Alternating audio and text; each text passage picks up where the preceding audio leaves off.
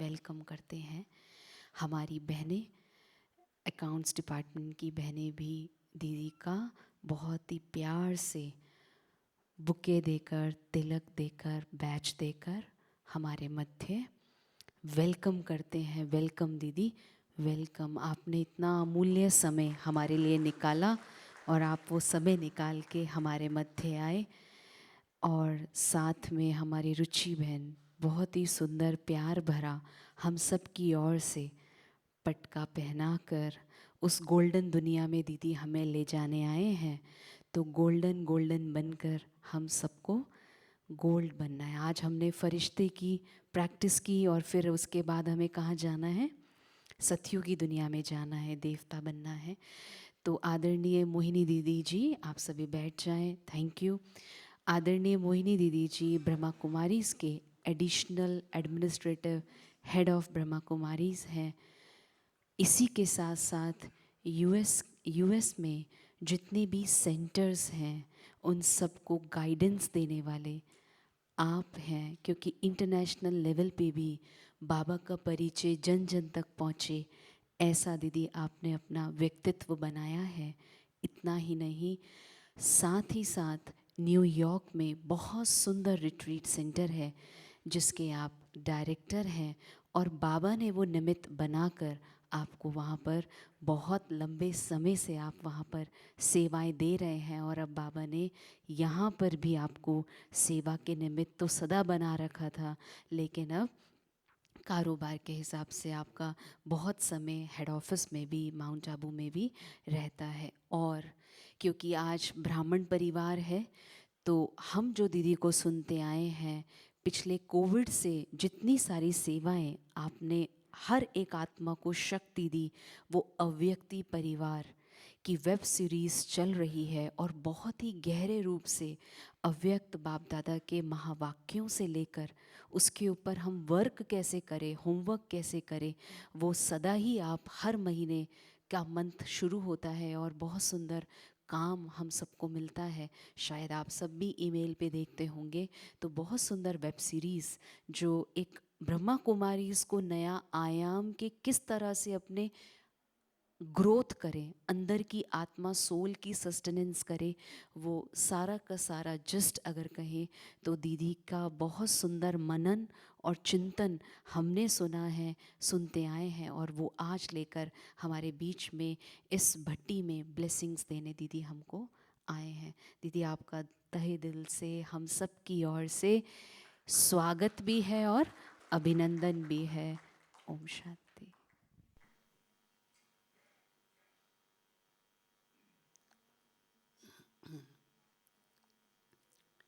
सभी को ओम शांति, ओम शांति, ओम शांति।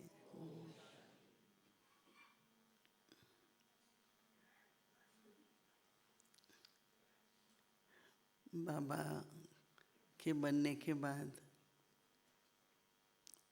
एक विशेषता है, वो है नवीनता।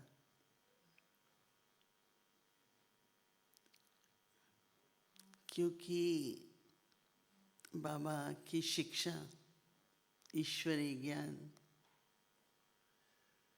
सत्य ज्ञान है, और सत्य होने के कारण रोज नित्य नए अनुभव होते हैं, रियलाइजेशन बढ़ती है, स्वोन्नति होती है, और अंदर में सदा ही उमंग उत्साह रहता है। कभी कभी अपनी हिम्मत बढ़ानी पड़ती है, लेकिन हमें पता है कि हमारी सफलता, हमारी विजय हमारा जन्म सिद्ध अधिकार है। तो मैं जब यहाँ आके बैठी, हम लोग ईश्वरीय विद्या विश्वविद्यालय बोलते हैं ना, गॉडली यूनिवर्सिटी के स्टूडेंट्स हैं, भगवान के बच्चे हैं। फिर उन्होंने हमारे लिए क्या बनाया, एक यूनिवर्सिटी। आपको पता है कि सारी दुनिया में भी जो प्रिंस प्रिंसेस होते हैं ना, रॉयल घराने के होते हैं, उनकी एक अलग यूनिवर्सिटी होती है जिसमें उनको कई प्रकार की बातें, रॉयल घराने की, राजधानी की, उनके मैनर्स कैसे होने चाहिए, बातचीत कैसी होनी चाहिए, वो सिखाया जाता है। उनका कोर्स इंग्लिश, हिंदी इस तरह से नहीं होते हैं सब्जेक्ट्स। और वो अपनी डिग्री लेने के बाद फिर रॉयल कॉलेजेस में जाते हैं। तो मुझे शुरू से लेके हम सभी बच्चों को इतना नशा हो, खुशी हो और रॉयलिटी हो। तो हमको यहाँ पर क्या डिग्री मिलती है? क्या डिग्री मिलती है बताओ, बोलो।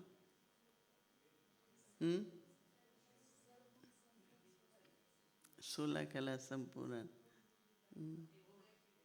और थोड़ा सिंपल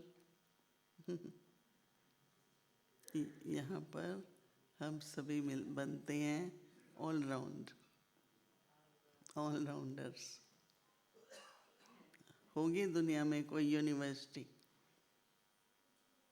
जहाँ आपकी ऑलराउंड एजुकेशन,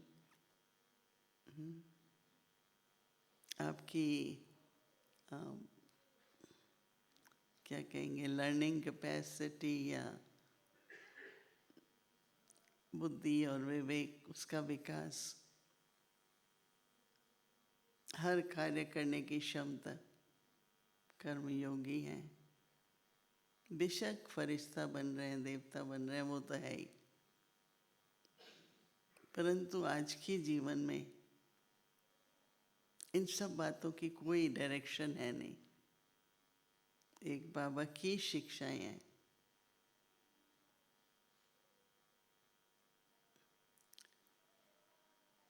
कई लौकिक परिवार में नैतिक मूल्य, इन बातों को बताया जाता है, पर शक्ति तो नहीं होती ना करने के लिए। पर जब बाबा के बनते हैं, जैसे आज अव्यक्ति इशारा था, रिगार्ड देना ही लेना है। अब उसके इतने एग्जाम्पल्स, इतने हमारे जीवन में अवसर आए हैं। एक हमने जीवन में ये धारणा बनानी है। मैं कहती हूँ 2 बातें अपने में, एक स्नेह और समान, स्वसमान भी हो। परंतु ब्रह्मा बाबा ने इतना हम बच्चों को सम्मान दिया। मैं बाबा से पहली बार जब मैं मिली तो मैं 16 साल की थी। बाबा को जानती तो मैं 11 साल से थी। तो फिर बाबा दिल्ली आए, तो बाबा से मिलने के लिए अपॉइंटमेंट ली। तो कॉलेज से मुझे सीधा जाना था, तो मैंने कहा भाई बाबा के सामने तो यूनिवर्सिटी के कपड़े तो नहीं, तो चेंज किया, वाइट कपड़े डाले। बाबा जो बात करते थे, बाबा 83 के थे एज, मेरी भी इस साल 83 एज है, और मैं 16 साल की थी। बाबा का बोलना इतना सम्मान से था, प्यार से तो था ही। कभी भी बाबा ने जोर से नहीं बोला। आपको मालूम है, बाबा के बारे में ये कहा जाता है कि बाबा कभी भी क्रोध नहीं किया बाबा ने लाइफ में। कभी भी आवेश आए, क्रोध आए, या ऐसे बोले, थोड़ा रफ होता है बोलना। ये आपने सुना है कि एक बार उनके बाबा ज्वेलर थे, तो शाम तक मैनेजर, जो भी सेल्समैन सब होते थे, फिर दुकान बंद कर देता। तो जो अमीर लोग होते हैं, कई बार उनके बच्चे पढ़ने में होशियार नहीं होते, तो वो अपने टीचर्स को थोड़ा गिफ्ट वगैरह दे देते। तो बच्चे खेल रहे थे, अब उनको तो इतनी समझ नहीं होती, तो एंड में उन्होंने इतने इतने छोटे हीरे के पैकेट्स ले लिए। तो दूसरे दिन जब मैनेजर आया तो मॉर्निंग में बोला, बाबा ऐसा लगता है कि बहुत सारे हीरे बच्चों ने उठा लिए। तो बाबा ने कहा ठीक है। फिर बाबा रोज़ सवेरे 10 बजे, बग्गी होती थी उन दिनों में, बग्गियाँ चलती थी, घोड़े, और बग्गी में बच्चों को भी बिठा के मार्केट ले गया। फिर उसके बाद बाबा ने कहा कि आपकी कितनी टीचर्स है? तो कहा बाबा 7-8 तो हैं। तो कितनों को आप गिफ्ट देना चाहते हो? बोला बाबा सबको देना चाहते हैं। तो तुम्हारे पास कितने हीरे हैं? कितने हीरे हैं? तो बाबा हमारे पास तो यही है। तो तुमको तो और भी चाहिए, ये तो इनफ नहीं है, तो ले आओ सब लोग, फिर बाबा आपको जो चाहिए ना बनवा के देगा। तो उनके अंदर तो और उमंग आ गया, तो अपने घरों में गए और सब हीरे ले आए। फिर बाबा ने उनको कहा कि देखो अभी ये आपको क्या क्या चाहिए बताना, बाबा देगा। तो सच बुलवाने के लिए भी बाबा ने गुस्सा भी नहीं किया और उनको झूठ बोलने का भी मौका नहीं दिया। देखो कितनी सूक्ष्म शिक्षा है कि आज 90% बच्चे, चाहे हम लोग भी, झूठ बोलते हैं डर के कारण है। डांट पड़ेगी, फिर ये ना हो जाए, फिर ये ना हो जाए, तो बोल देते हैं, चाहे बहाना बना दे, चाहे झूठ बोल दे। बाबा नहीं चाहता था कि उनके बच्चों में झूठ बोलने के संस्कार आए, और बाबा ये भी नहीं चाहता था कि उनमें डर के संस्कार हों। न डर के संस्कार हो, न झूठ बोल। अब ऐसी विधि हम लोगों ने तो अनुभव नहीं की ना अपनी लाइफ में। बेशक कईयों में ऐसे भी निडर होते हैं। पर दादी जान की हम लोगों को कहती थी कि देखो झूठ बोलना तो एक होता है, लेकिन जो बहाना बना देते हैं ना, आज मैं ठीक नहीं हूँ, आज मैं ये नहीं हूँ, नहीं स्कूल में भी नहीं जाना है, तो बचपन से ही आज बहुत पेट दर्द है, नहीं जाना है, सिर दर्द है, नहीं जाना।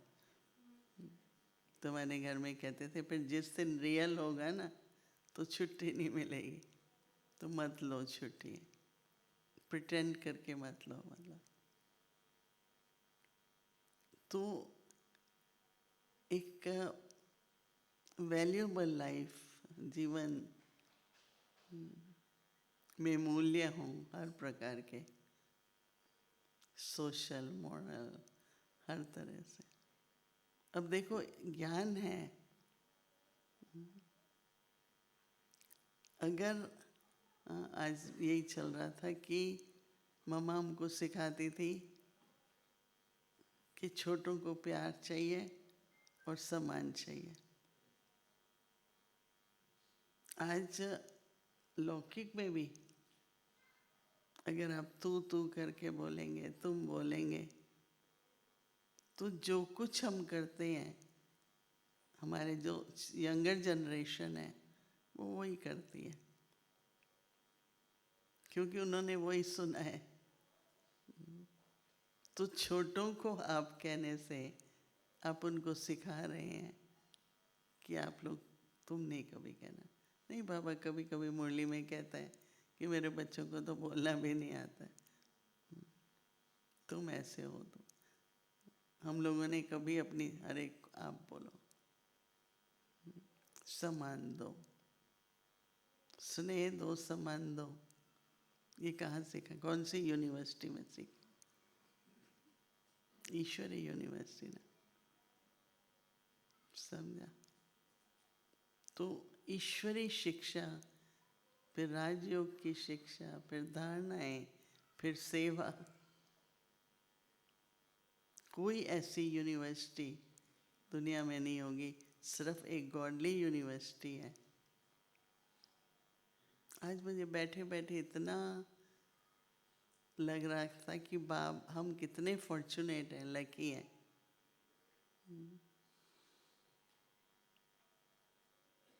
कि हम लोग, बाबा ने टीचर बनकर हम सबके लिए एक यूनिवर्सिटी बनाई।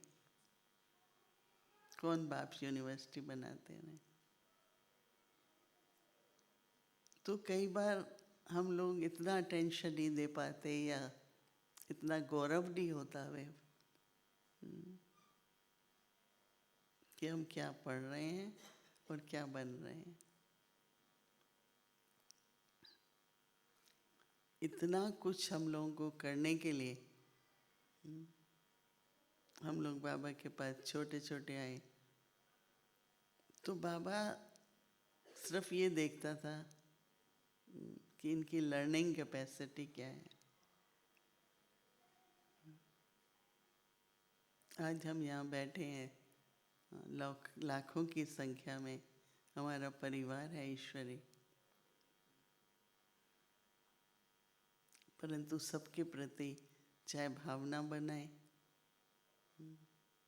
या उन्हें सीखना है। सबसे बड़ी विशेषता, हमेशा देखो कोई बुजुर्ग है यहाँ पर, बड़ी आयु वाला है, वो भी पढ़ रहा है, छोटा है वो भी पढ़ रहा है। नहीं, बाबा कई बार कहते हैं हमारे परिवार में हम 4-5 जनरेशन पढ़ते थे, अभी तो कई चले गए। 5 जनरेशन सेम क्लास में बैठे, यानी हर चीज़ न्यारी, हर चीज़ न्यारी। तो आप लोग, आज मेरा पहली बार काफ़ी गहराई में क्या पढ़ते हैं, क्या यूनिवर्सिटी है और कलाएं कितनी हैं। 16 कला, चलो एक तो प्योरिटी की है, दूसरी आर्ट टू डू नो, कला, आई कैन डू दिस। तो हम आए बाबा के पास, ठीक है, हमने अपनी कॉलेज की डिग्रियाँ ले ली थी, पर क्योंकि मैं तो यूनिवर्सिटी शुरू की और यहाँ पर भी रेगुलर स्टडी शुरू की, तो उन दिनों में जो भी कार्य होता था वो तो हम पहले आते थे बाबा के पास। हम लोगों ने पहले तो खाना बनाना सीखा। मुझे तो बिल्कुल नहीं आता था, मैं तो आटे को देख के सोती थी मेरे हाथ पे चिपक जाएगा, तो टच भी नहीं करती थी। मुझे लगता था मैं तो नहीं कर सकती है, ये उतरेगा कैसे आटा। तो मामा आने वाली थी हमारे पास, तो हमारी दादी बहनों ने कहा, क्या मामा को आप टोली नहीं बना के खिलाओगे? हमने कहा हमें तो आती नहीं है। मामा के लिए सब्जी रोटी नहीं बना, हमें तो आती नहीं है। तो चलो हम सिखाते हैं आपको। तो थोड़ी टोली बनाना सीखा, पेड़ा बनाते थे, फिर धीरे धीरे ये बेसन की मोहन थाल बनाने लगे, फिर आटा भी बनाया, सब्जी भी बनाई। तो माता पिता भी हैं, टीचर भी हैं, फिर सदगुरु भी है और सब कुछ सिखाते हैं। फिर मधुबन में आए तो 150-200 थे, तो हर एक को टर्न मिलती थी। आज भी बात कर रहे थे कर्मयोग, जैसे अभी सेवादारी आते हैं ना, तो एक दिन खाना बनाना होता था। लकड़ी के चूल्हे थे, इतने बड़े बड़े, इतने बड़ा तवा था। तो हम लोग तो लकड़ी, शहर के लोग तो लकड़ी की आग से, हम तो धुआं इतना लगता था। तो विश्वरतन दादा कहते थे आप लोग बेलो, मैं पकाऊंगा। तो वो चपातियाँ बनाते थे, फुलके जिसको कहते हैं। तो हमने वो भी सीखा। उन दिनों में जो आपकी मैट्रेस है ना, जो आप आजकल हम बाहर से लेते हैं, सब घर में बनता था। तो हमने सीखा भाई रुई डाल लो, फिर उसके ऊपर टाँके लगाओ तो मैट्रेस बन जाएगी। फिर तकिया कैसे बनाना है, फिर तीसरे दिन घर का सारा अनाज साफ करना है। ऐसे एक एक दिन में। उसके बाद फिर और बड़े हुए तो दादी जान की, मैं तो बहुत 50 साल से ज़्यादा मैं फॉरेन में हूँ, तो दादी जान की जैसे अभी आईटी शुरू हुआ, तो हमारे शशिन भाई हैं लंदन में, आपको पता है काफ़ी एडवांस हैं, तो वो लोग बजट लेके आए, दादी ये पास करो ये करो। दादी कहती थी मेरे को तो समझ नहीं आता ये लोग क्या कह रहे हैं, क्या पॉलिसी बनानी है कि तुमको आईटी का मैंने कहा मेरे को मशीन से मेरी फ्रेंडशिप नहीं है, ना मैं कंप्यूटर यूज़ करती हूँ ना मैं। बोला नहीं तुमको करना है। मुझे याद है पहली बार मुझे हाथ में माउस दिया तो मैंने कहा भाई मुझे नहीं चाहिए, ऐसे करो ना ऐसे करो। मैंने कहा नहीं आता है ना। दादी ने कहा चलो नहीं चलाओ कंप्यूटर, पर कम से कम और चीज़ों में तो, व्यवस्था में तो मदद करो। फिर धीरे धीरे पब्लिशिंग, फिर फिल्म, हर एक जैसे डिपार्टमेंट। दादी कहे नहीं आप कर सकते हो। हमारी ऑस्ट्रेलिया लंदन 2-3 जगह पब्लिशिंग बड़ी बड़ी ऑफिसेज हैं, तो बुक्स छपती हैं, फिर सब कुछ होता है ना, पॉलिसी है, फिनेंसेस हैं, सब कुछ होता है। फिर धीरे धीरे फिल्म आती थी, भाई अप्रूव करनी है, कितना बजट देना है, मतलब फिर इस जो स्किल्स जिसको हम कहते हैं ना, पहले कर्मयोग फिर स्किल्स सिखाई मतलब करना है आपको, तो हम सीखते रहे कैसे करते हैं क्या करते हैं क्या करते हैं, करते करते तो हमारे पास इंटरनेशनल पॉलिसीज़ बनाई हमने कि फिल्म बननी है तो क्या टॉपिक हो, क्या हो, मतलब उसका रिव्यू करते थे बहुत कुछ। तो ये एक ऐसी यूनिवर्सिटी है जिसको मैं यही कहती हूँ कि सर्व कलाएं। और उन दिनों में अभी देखो आप डिपार्टमेंट्स हैं, विंग्स हैं, तो अलग अलग एक्सपर्टीज़ है। हम लोगों के टाइम पर हमारे में हमको सब सीखना था, सब करना है, तो सब एक्सपर्टीज़ है। आईटी को भी समझते हैं, पब्लिशिंग को भी समझते हैं, अकाउंटिंग को भी समझते हैं।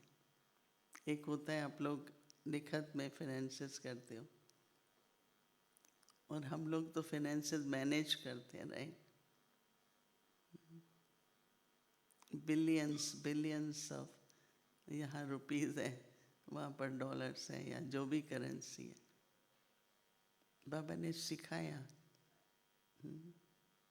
500 रुपये दिए सेंटर खोलना है, तो हमने बचपन से सीखा था पहले 50 रुपये एक तरफ रख दो, 450 खर्च करो। तो ऐसा नहीं हो कि मेरे पास तो एक पैसा भी नहीं रहा, मैंने तो ओवर स्पेंड कर लिया। हमको एक्सपेंडिचर एंड इनकम। दूसरा प्रोजेक्ट था जयपुर का म्यूज़ियम, तो बाबा ने 22,000 रुपये दिए। तो हमने कहा ख़त्म हो जाएंगे तो बाबा से थोड़ी मांगेंगे, तो बजटिंग करनी सीखी, इकोनॉमिक्स क्या होती है, स्पेंड भी करो, बजट भी बनाओ, टेंशन कोई बात की नहीं, चाहे सेंटर चलाओ चाहे जोन चलाओ, कुछ भी। तो कहने का भाव ये है कि बाबा की ईश्वरीय ज्ञान से प्रैक्टिकल जीवन में ऑलराउंड बनते हैं हम लोग।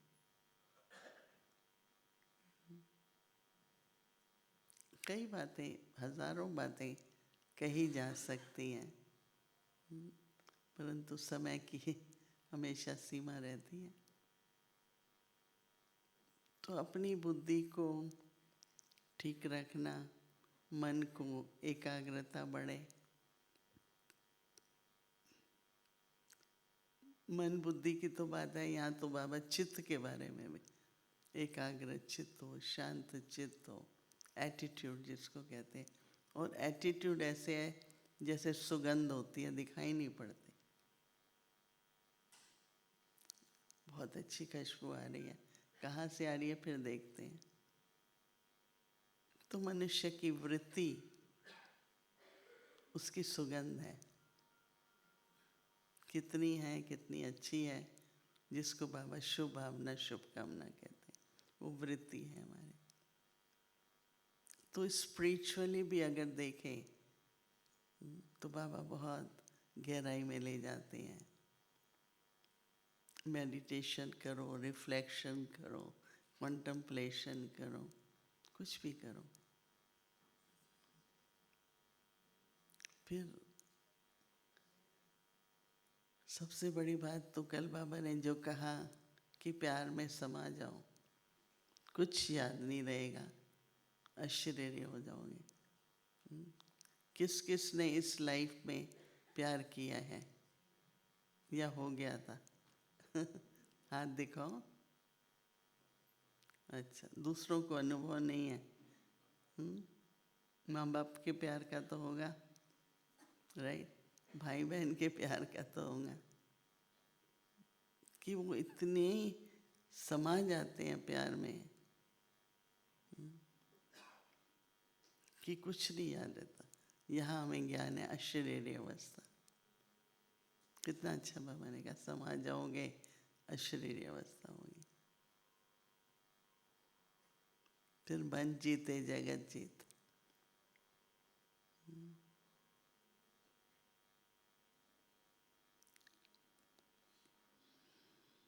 तो इसलिए सभी टाइम वेस्ट नहीं करना, संकल्प वेस्ट नहीं करना, बहुत कुछ सीख सकते हैं, आगे बढ़ सकते हैं। बुद्धि बहुतों के पास होती है, पर बुद्धि का जो विवेक होता है वो बहुत थोड़ों के पास। बाबा कहता है मुरली के एंड में, बच्चे समझा, एंड में हमेशा कहता है समझा। समझ, ज्ञान एक समझ है, सिर्फ पढ़ने पढ़ाने के लिए नहीं है। एक समझ है, विवेक की जागृति है, विवेकशील बनते हैं। तो कितना बड़े काम होते हैं तो राय लेने के लिए आते हैं। कोई कंसल्टिंग फर्म खोलेगा तो एक चीज़ में एक्सपर्ट होगा, राइट? हम लोगों को बाबा ने बिल्डिंग्स कैसे खरीदनी है, जब लीज बनाओ तो क्या देखो।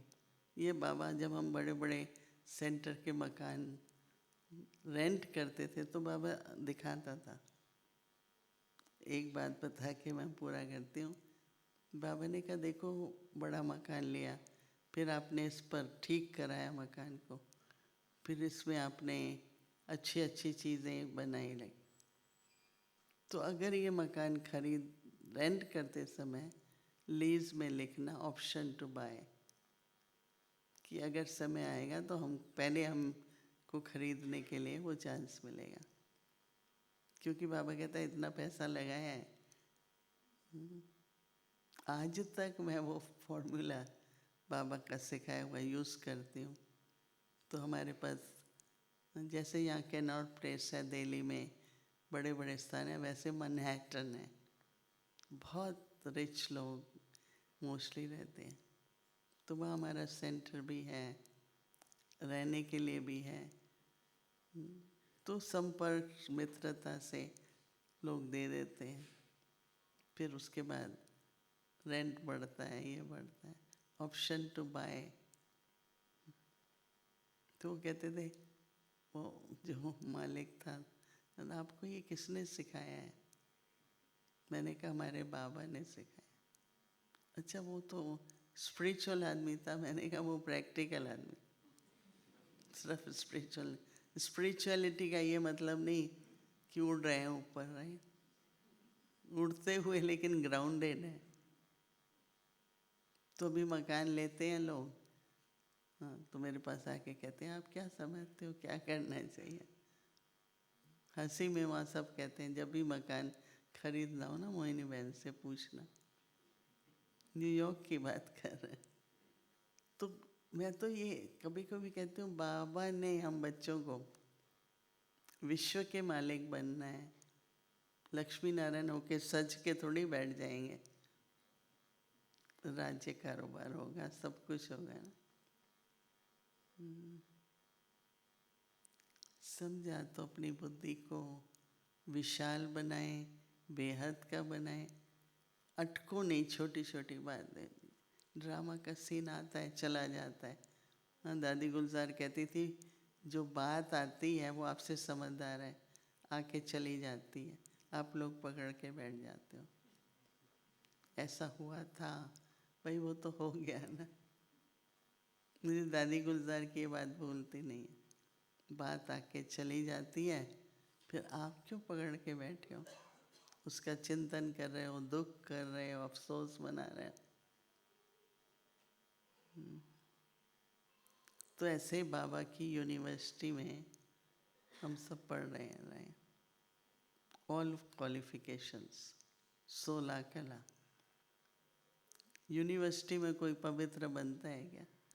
यहाँ तो सबसे पहले पवित्रता उसकी कलाएं। तो आप सभी गॉडली यूनिवर्सिटी के स्टूडेंट्स हैं, और ख़ासकर आप फिनेंसेस का मेन वॉल हैं, सेवा देते हैं। कुछ पढ़ते होंगे, कुछ सेवा देते होंगे। कितने कुमार हैं यहाँ पर? अच्छा, काफ़ी है। और कुमारी मेजॉरिटी है। अच्छा, बहुत समय नहीं है। परसों हम लोग 2 महीने यहाँ रह के अभी जा रहे हैं। तो एंड में काफ़ी अपॉइंटमेंट्स होती हैं, परंतु मिली बहन हमारी इतनी डिटरमिन थी। तो ओपनिंग जिस दिन थी उस दिन मेरी क्लास थी, और वो भी सूक्ष्म वतन पर। और मुझे पता था कि मुझे थोड़ा साइलेंस चाहिए। फिर मैंने कहा मैं मोमबत्ती जलाने आऊँ, इससे तो आप मुझे ज़्यादा समय दे दो, मैं सबसे आऊँगी, मिलूँगी परिवार की तरह, राइट? और टोली ब्लेसिंग भी देंगे।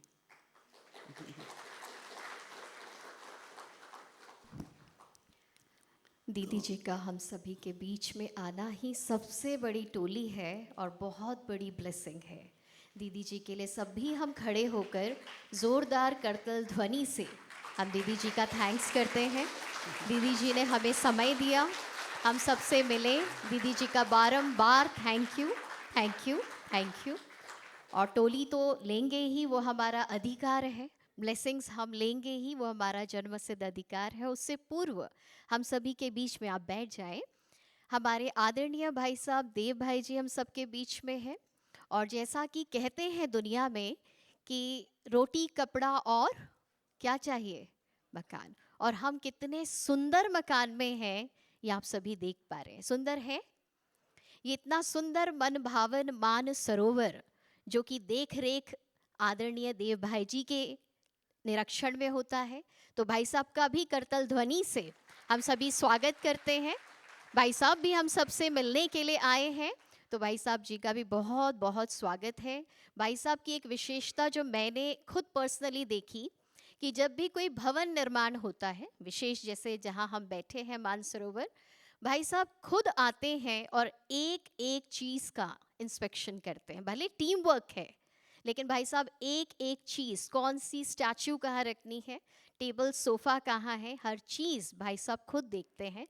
और हम देख पा रहे हैं कि भाई होकर के, हालांकि इंटीरियर डेकोरेशन में मास्टर्स फीमेल कही जाती हैं, लेकिन भाई साहब को बाबा ने दिव्य बुद्धि दी है, ये दिव्य गुण दिया है, और वो गुण के कारण हम सभी इस स्थान का पूरा लाभ ले रहे हैं। आदरणीय भाई साहब।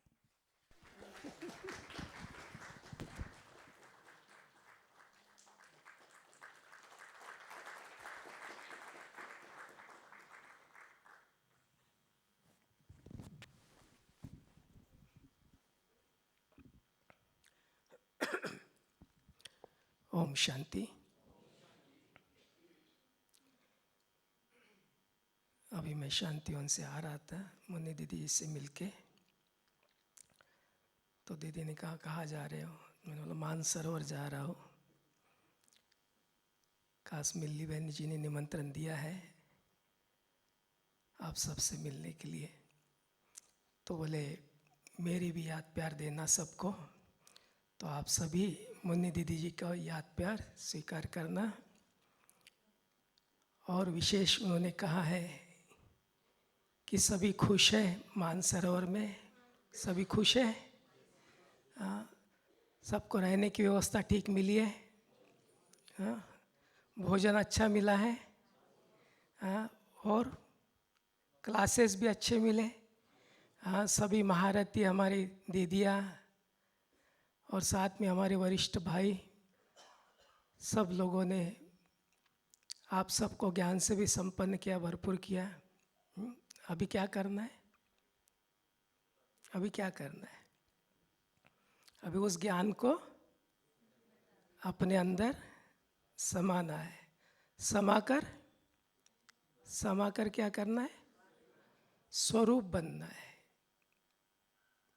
बांटने के बाद तो बांटते रहते ही है, लेकिन स्वरूप बनकर अगर बांटते हैं तो उसका ज़्यादा प्रभाव होता है।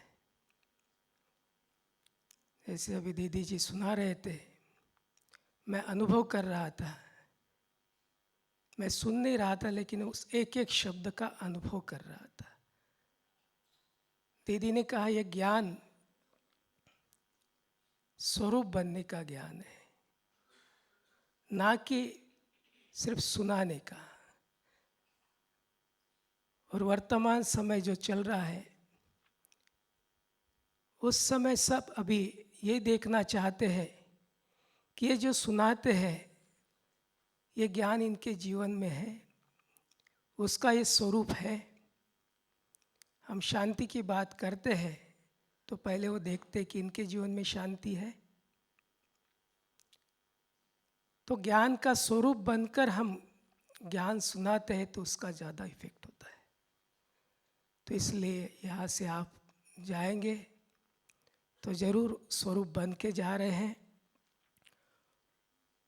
और अनेक आत्माओं को बाबा का संदेश देते रहे हैं और देते रहेंगे, लेकिन अभी स्वरूप बन कर देना है।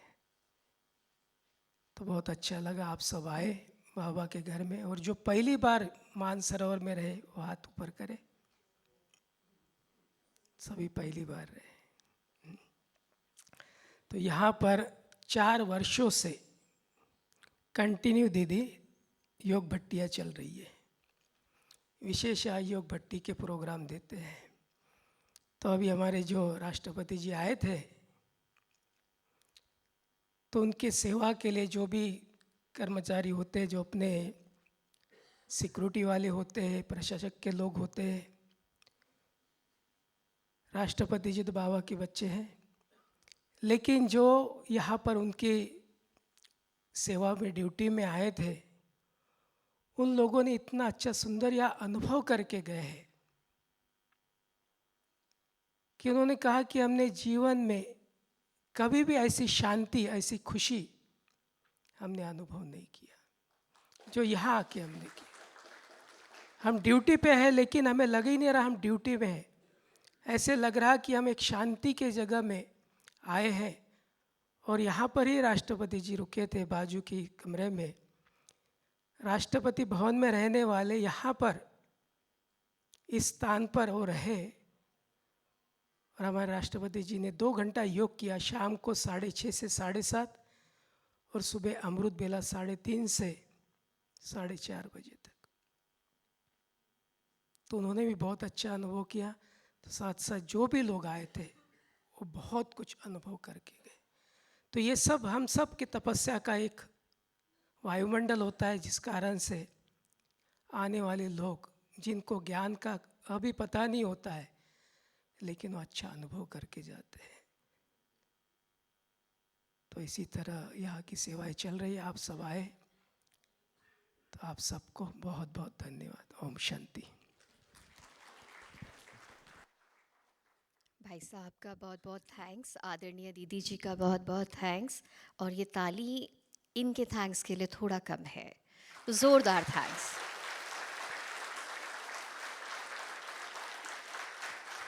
और अभी हम दीदी जी से टोली और बाबा की ब्लेसिंग भी लेंगे। सभी धीरे धीरे एक एक करके समक्ष आएंगे और टोली। हाँ जी, 1 मिनट बाबा की याद में हम सब बैठेंगे और उसके बाद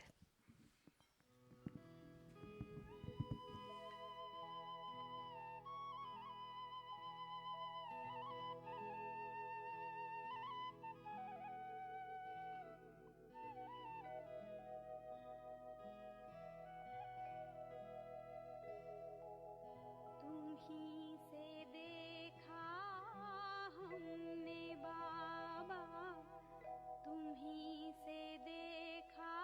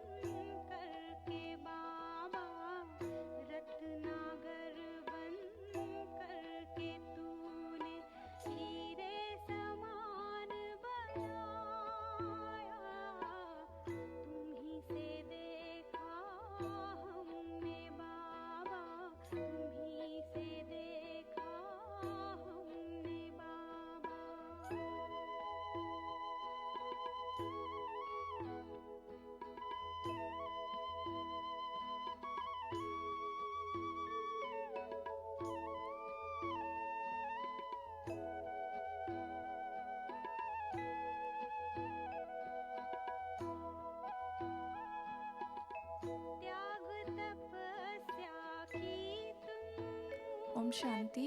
सभी हाथ आगे करके दीदी से टोली लीजिए।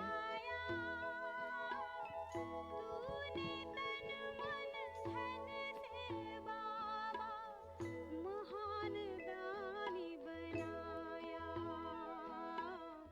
ज्ञान योग का दीप जलाकर, ज्ञान योग का दीप जलाकर, पावन पथ दर्शाया, तुम्हीं से देखा हमने बाबा, तुम्हीं से देखा हमने बाबा, दुनिया का करता तुम्हीं से पाया हमने बाबा, तुम्हीं से पाया हमने बाबा, एक अनोखा प्यार तुम्हीं से देखा हमने बाबा, तुम्हीं से देखा हमने बाबा।